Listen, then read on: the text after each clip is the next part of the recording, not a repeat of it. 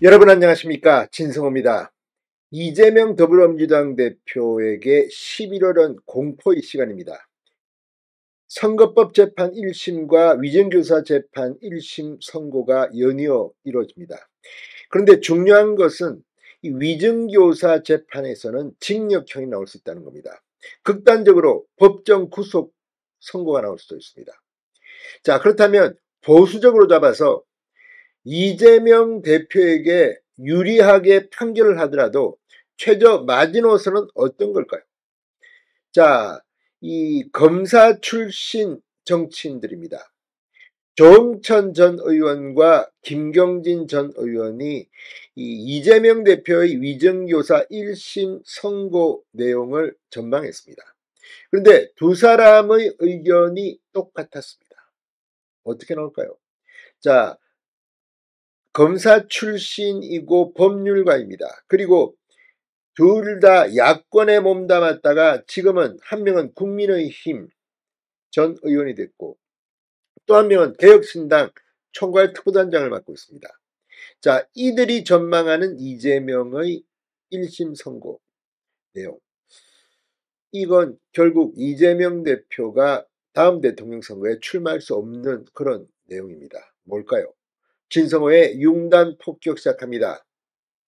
이재명 더불어민주당 대표를 융단 폭격합니다.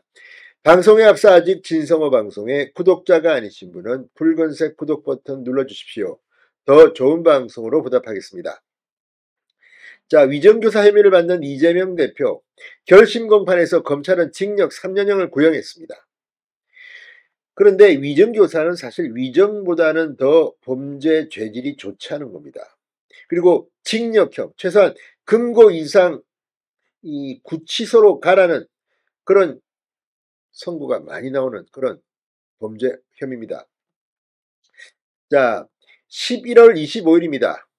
이재명 위정교사 1심 선고가 나옵니다. 자, 김경진 국민의힘 전 의원과 조응천 개혁신당 전 의원이 똑같이 징역 1년, 집행유예 2년을 전망했습니다. 왜 그랬을까요? 자, 방금 전 CBS 이 김현정의 뉴스쇼에 나온 이 김경진, 조응천, 특히 조응천 전 의원은 민주당 의원이었다가 지난 총선을 앞두고 탈당한 인물입니다. 그 조응천 의원이 이렇게 이야기한 데는 다 이유가 있습니다. 징역 1년에 집행유예 2년. 이 김경진 전 의원은 제가 생각할 때는 유무죄 결정은 그리 어렵지 않은 것 같다고 말했습니다. 그러면서 왜냐하면 원래 검사 자격 사칭 사건과 관련해서 이미 대법원까지 갔었고 대법원까지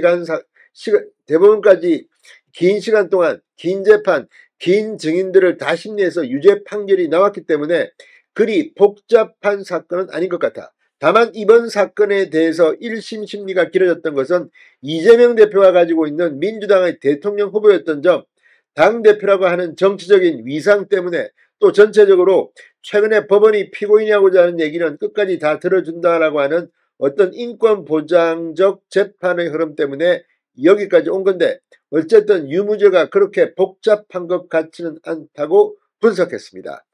통상 위정사건은 보통 벌금형 내지는 집행유예 또는 경우에 따라 실형이 선고되는 경우도 있던데 이 경우에 이 인정은 안 하니까 그리고 기존의 대법원 판결이 있는데도 계속해서 다투니까 사실은 양형 판단에 있어서는 굉장히 질이 안 좋은 사유다라고 부연 설명했습니다.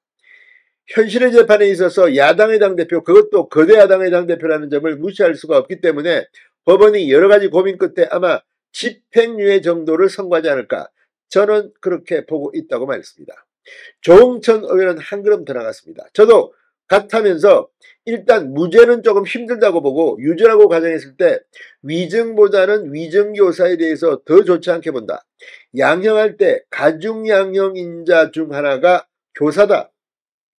이 사건은 이 가중양형인자가 중첩적으로 있는 것이라고 분석했습니다. 예를 들어 경제적 대가의 약속 수수, 이거는 백현동 당시 용도 변경 개발행위에 대한 알선을 김인섭 씨하고 같이 했으니까 이거 안 들어줬을 때 불이익이 올 수가 있을 것이고, 두 번째가 위증이 재판 결과에 영향을 미친 경우인데 지난 5년간 위정교사 1, 2심 유죄 판결문을 분석한 결과 총 38명 중 29명, 즉 76%가 금고형 이상이 선고됐다고 말했습니다. 중요한 말입니다. 76%, 4명 중 3명은 금고형 이상 선고가 됐다는 겁니다. 금고형은 징역형과 비슷한데 조금 다릅니다. 금고형은 구치소에 들어가지만 이 노동 이걸 안 합니다. 조금 징역보다는 우대해 주는 겁니다. 그렇지만 감옥 간다는 건 똑같습니다. 그러면서 조응천 의원은 벌금형은 9명 23%밖에 안 되고 실형 선고가 15명 40%, 집행유예가 37%. 그러니까 굉장히 좀 세다. 자, 이 중에서 지금 이 76%가 금고형 이상이니까 금고형 이상이 선고되면 이재명의 피선거권은 박탈됩니다. 다음 대통령 선거는 출마할 수 없다는 이야기입니다. 자, 조응천 의원은 인정만 되면 집행유예 이상은 나오는데 집행유예 참작 사유가 소극적 가담이나 우발적 범행, 자수, 자백 등 반성 혹은 전과 없음인데 이 대표는 여기에 해당이 안 된다. 그러니까 조응천 의원, 전 의원은 집행유예도 사실상은 힘들다는 겁니다. 다만 실형을 하는 게 맞는데 제1야당 당수이고 유력 대선을 보니까 타협적으로 집행유예를 선고할 건데 그동안의 집유 선고 형량을 보니까 징역 6개월, 집유 1년에 징역 1년, 집유 2년까지 선고가 됐다. 그러면 집유 중에 가장 센 게 징역 1년, 집유 2년이다라고 말했습니다.